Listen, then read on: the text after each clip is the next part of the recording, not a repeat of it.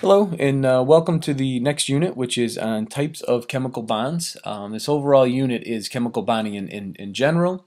We're going to focus a lot of our attention on covalent bonding. Ionic bonding really is going to take a backseat to all of this stuff, so pretty much everything we're going to talk about in this unit is going to focus on molecular or covalent bonds. So what we're going to look at is what happens when atoms come together to create molecules. And how are they arranged? How are they put together in the molecule? What's the forces that are acting in there? And those are going to start with what's called chemical bonds. So essentially, we know that if we have something like carbon and it reacts with hydrogen, that it's going to create something called methane. We know that there's 4 hydrogens around the central structure of methane. So we know that the structure is CH4. And we know that it's held together. It acts as a little group, that acts as a little chunk of methane gas, individual little particle. So what scientists did is they said, you know what, we're going to call these things, or this force that's holding these atoms together, we're going to call these bonds. Now, the bond itself isn't really there. We don't really see the chemical bond itself. What we just see in space is we see a carbon atom, a hydrogen atom in this position, a hydrogen atom up top, a hydrogen atom actually like coming at us, and another hydrogen atom way back behind it. So you got this one that's going back far, far away. You got one coming out at us, and you got two that seem to be in the same plane. I'll show you the shape of this a little bit later. For water, we would see that the water molecule of hydrogen and hydrogen has a bend shape to it. Okay, there's actually a bend shape to it. What we see is we see oxygen, we can see hydrogen, and we can see hydrogen. Why are they in this particular arrangement? Why is it that when we look at the water molecule that there's an angle between these hydrogen atoms? That's ultimately what we're going to answer. Why is this happening as opposed to just in a straight line, or why are they even bonding together at all? Okay, so that's a chemical bond. Okay, so when they share or transfer electrons, there's an energy that's here. So if I'm going to try to take out this hydrogen, if I'm going to try to remove it, I have to break that bond that's holding it together. So I'm going to have to sever this bond so that hydrogen atom can go free. Okay, that's a bond energy. That's how much energy is in that hydrogen and oxygen, keeping them stuck together. Okay, there's also something called the bond length. How close together are the hydrogen and the oxygen in the molecule? How close together are the hydrogen and the carbon? Okay, so there's a length. Now this is pretty good right here. You should probably know this, that as the atoms come closer together, as a bond gets shorter and shorter, the bond energy goes up.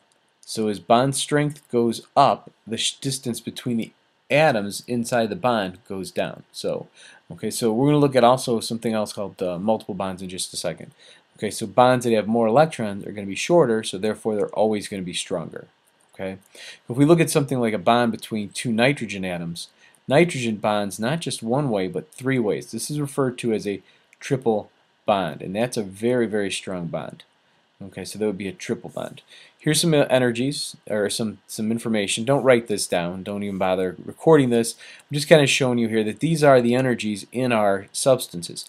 So we would have, the bond energy of methane. So to break that carbon-hydrogen bond, this is the amount of energy that I would have to add to do that. Okay, and then for nitrogen, carbon, we can see 293. Now notice down here we get to double bonds and triple bonds. These are referred to as multiple bonds. I'll show you this in the next slide. But look at the energies compared. I mean, a triple bond with oxygen and carbon, 1,000 kilojoules. Triple bond for nitrogen is about almost 1,000 as well. So we can see that double bonds and triple bonds and single bonds all have a certain amount of energy associated with them. And over here, this is just showing you the bond lengths. So for single bonds, we have 1.54, 1.534, and for a triple bond, 1.20. So we can see, so this is just some data, okay? We can see by taking a look at that data that for single bonds, the bond length is longer than a triple bond, and therefore the energies are obviously the inverse. For a single bond that's longer, lower energy, triple bond it's going to be stronger. So that's the relationship you should know. That as you go from a single, double, and triple bond, you get longer, shorter bonds, higher energies. Single bond is when we share 2 electrons. Double bond is when we share 4 electrons, and a triple bond is when we share 6 electrons. Just to make sure you're all on the same page here, what we're going to do is we're going to represent a bond with a line. And a single line means 2 electrons. A double line means 4 electrons, and three electrons, or I'm sorry, three pairs or three lines equals 6 electrons. So each individual dash that we use in our structure is going to be considered the number of electrons that they share. So in water, that I showed you earlier, we have 2 electrons that are not being shared, but we have 4 that are shared between the 2 hydrogens. So we have 2 single bonds in the water molecule sharing 2 electrons each. Another example that would be carbon dioxide, I can draw that up here, would have 2 double bonds on either side of the carbon dioxide. Now for carbon, we're going to talk about these are called Lewis structures. We're going to get to drawing these a little bit later. But for carbon, there's 2 double bonds on either side, so that would be 2, 4, 6, 8 electrons that carbon is sharing with each of the oxygens. Oxygen is sharing 4 electrons and has 2 electron pairs, or 4 electrons, that it is not sharing. Okay? Alright, so let's continue on. So there's something that comes up though. Okay, so when electrons or when atoms share, they're not going to share as nicely as we would like. There's a property of the elements. Every atom has a particular property. It's called an electronegativity. Okay, and I'm going to abbreviate electronegativity with EN in a lot of these notes, just so you know that EN is electronegativity. What this is discovered by Linus Pauling, and what he found is that electrons don't share all with the same strength. Now, even think about this. We know this about the elements. Fluorine is a very, very small atom, so therefore it's going to do a very good job of pulling electrons. So if I have a bond between hydrogen and fluorine, okay, and hydrogen and, let's say, iodine. Well, notice the difference in electronegativity. Fluorine is going to have a very high electronegativity. Iodine has very low electronegativity. Why? Because the energy levels increase and the electrons get further and further away from the nucleus. Notice we're in the bonding chapter, but we have to use quantum mechanics and everything we did in atomic structure to make sense of this stuff. So in this single bond, what's going to happen is electrons are going to be shared, but they're not going to be shared evenly, right? Because there's 2 electrons in this bond. Hydrogen pulls them because there is a pull there, 2.1, but fluorine is a lot better. So hydrogen is going to take the electrons for a little bit, but fluorine gets them a lot more. So where are we most likely going to find those electrons? We're going to find those on the fluorine. And then this hydrogen is going to be positively charged. Okay. Now it's not a full charge, not like sodium that lost the electron completely, and chlorine that gained the electron completely. That's different. Notice here, look at 0.9 versus 3. It's a bigger difference. These here are going to completely lose electrons. Hydrogen doesn't completely lose it. It's actually pretty good at pulling it and kind of creates this bond here. So this is the bond, the fact that they're kind of sharing these electrons a little bit. So what we do is we use this little symbol here. It's a lowercase delta symbol, and it looks just like this, and it means partial. It means partial charge. In this case, a partial positive charge is what we're going to get here. All right. Now, if we do the same thing for iodine and hydrogen, you're going to get the same thing. You're going to build up of negativity here. But look at the difference, 2.5, 2.4. It's not going to be very dramatic. Fluorine is huge. You're going to have a lot of those electrons. Iodine gets it a little bit. So it's going to have a very small partial charge, very small partial charge. Can't even see it, so small. All right, so that is due to electrons. So we're finding that when they create these bonds aren't really truly covalent anymore. They're actually what are called polar covalent. Polar means that they have a positive and a negative end. Magnets are polar. The Earth is polar. It has a north pole and a south pole. Magnets have a positive and a negative side. So anything that's positive or negative is polar. Ionic bonds are polar, but they're extremely polar. I mean, polar to the max. That sounded pretty lame. Really, really polar. Whereas these are kind of not very polar and then getting more and more polar. Okay? So that's due to differences in electronegativities. So we have different kinds of covalent bonding. Nonpolar and polar covalent bonding. Nonpolar is when the 2 elements are the same. So if hydrogen's bonded to itself, well, its electronegativity is the same. So therefore, they're both pulling with the same force. So therefore, zero charge, right? Nobody's pulling with a greater force, so therefore it evens out. Same thing with oxygen. We'll talk more about the double bond later, but it evens out. So for your diatomics, those 7 special diatomics, they are nonpolar covalent bonding. Polar covalent bonding comes in whenever the atoms are different. So sulfur and oxygen. Well, which one's going to pull with a greater force?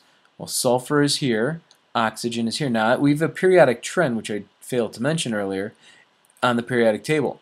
As I move from left to right, electronegativity increases. So you might want to put this on your periodic table. You could probably spell that. Increases as we go from left to right. So we get an increase in electronegativity. And as we go down, the electronegativity decreases. Okay, so we can quickly figure out which elements are better at pulling based on where they're at. Oxygen's higher up, it's going to be better at pulling electrons. So what I can do is I can say, okay, since the electron is being pulled towards the oxygen, I can draw something called a dipole moment. I'm going to define this in a little bit. But the electrons are drawn more towards the oxygen, so we would say it's partially negative, partially positive. And we would have a polar bond. Here there is no partial polarity because of the fact that they're both 0 and 0. Okay, same thing with nitrogen and oxygen. Well, let's look at the periodic table and see where they're at. Nitrogen is further to the left, oxygen is further to the right. Increases ionization at electronegativity, so therefore we see the same thing, pull towards the right, partial positive, partial negative. Okay, so we end up with polar covalent bonds. They're kind of like in between ionic bonds and covalent bonds. And most of the bonds you're going to see are polar covalent. So how do we determine what type of bond we have? What is the bond type? Ionic, ionic, covalent, or truly covalent. So we got ionic, polar covalent, covalent. So how do we figure this out? Well, it's based on the difference in electronegativities. Now, if I gave you the chart, I would have you figure out the difference between the elements. I'm most likely not. No, I'm not going to do that. Well, we might do some problems in class like that. On tests and quizzes, I am not going to have you follow it quantitatively. This is the way we're going to do this. It's metals and nonmetals. That's where the rule comes in. Because if you look at the periodic table, if we jump back one more time, notice most of the metals are very, very low in electronegativity. Very, very high in electronegativity on the nonmetals. So we put these two against each other, we're going to always have a transfer of electrons. Hence why two nonmetals coming together is going to form a covalent bond or polar covalent bond, and metals and nonmetals form those ionic bonds. And is this 100% true? No, there's some times where this doesn't work, but for us we're not going to worry about it. Now if it happens to be two nonmetals and they're the same atom, then we would say it's a truly covalent bond. If they're two different atoms, polar covalent. So for you guys, it's going to be pretty simple. If I gave you carbon and phosphorus, well, what is that going to be? Well, they're two nonmetals, so right away it's going to be covalent. Now the question is it polar covalent? Well, if two atoms are different, then yes, this is going to be polar covalent. Now you could look up the values and kind of figure out where it is based on the range, but I wouldn't really bother doing that. Alright, I believe this should be our last slide for today. It's those dipole moments that I had mentioned earlier. All we do is you go back and we're going to put those charges on there. So if we look at phosphorus and oxygen, okay, if you look on your periodic table, let's jump back one more time here again. Phosphorus is here, oxygen's here. So as we move up and to the right, electronegativity goes up. So therefore what we're doing is we're going to draw a dipole moment. Now a dipole moment is an arrow pointing toward the more negative element. So we're going to draw this underneath the bonds. We're going to use this quite a bit in the later on down the road, so don't just overlook this stuff. So we're going to have a partial negative and a partial positive. What this is telling me is that the electrons are moving more towards the oxygen than they are towards the phosphorus. Why? Because electrons, the pull of the nucleus of oxygen is greater than the pull of the phosphorus. So we get a net push of electrons in this direction. So if we were to say, where are the electrons most likely going to be? They're going to be somewhere on the oxygen more than they would the phosphorus. And that's what we call dipole moment. So a dipole moment is just drawn and going in the direction towards the negative element. So for boron and fluorine, I'm going to tell you right now, fluorine is always going to win. Now, I know a lot of these I've been drawing have been pointing to the right. That's not always the case. It's not always going to be that way.